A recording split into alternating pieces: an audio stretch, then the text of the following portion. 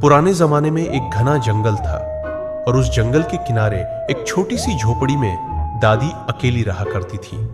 उनके बेटे और बहुएं शहर में बस गए थे। दादी को गांव और जंगल की शांति पसंद थी। दिन में वो खेतों में काम करती और शाम को चूल्हे के पास बैठकर पुरानी कहानियां सुनाती। लेकिन उस जंगल में एक बहुत चालाक लोमड़ी रहती थी।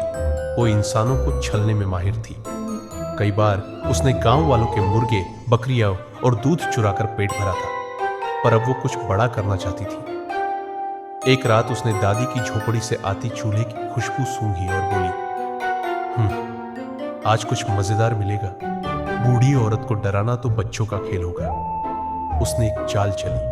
वो जंगल के एक कोने में छिपकर एक इंसानी औरत का रूप लेने लगी। धीरे धीरे उसकी नुकीली नाक छोटी होने लगी, कान गोल हो गए और चेहरा बूढ़ी औरत जैसा दिखने लगा। लेकिन उसकी आंखों में अब भी वही लाल चमक थी जो रात में अंधेरे में भी दिख सकती थी। उस रात चारों तरफ सन्नाटा था, झींगुरों की आवाज और ठंडी हवा के अलावा कुछ नहीं। तभी अचानक थक थक दरवाजे पर दस्तक हुई।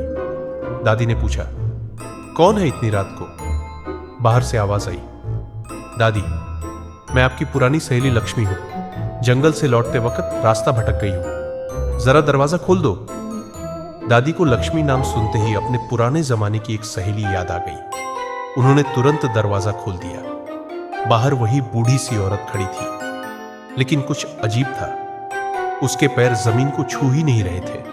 दादी ने सोचा, शायद अंधेरा होने की वजह से ऐसा लग रहा होगा। उन्होंने उसे अंदर बुला लिया, लेकिन जैसे ही वह अंदर आई, हवा का रुख बदल गया।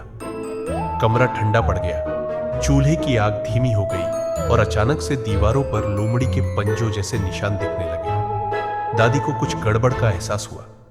उन्होंने झट से ताबीज उठाया और धीरे धीरे मंत्र बुदबुदाने लगी। लोमड़ी ने देखा कि उसकी चाल पकड़ में आ रही है, तो उसने एक और चाल चली। वो बहुत मासूम आवाज में बोली, अरे दादी, मुझे बहुत ठंड लग रही है, मुझे जरा रजाई दे दो। जैसे ही दादी रजाई देने झुकी, लोमड़ी ने अपनी आंखों से डरावनी लाल चमक छोड़ी और बोली, अब तेरा वक्त आ गया है, बूढ़ी औरत।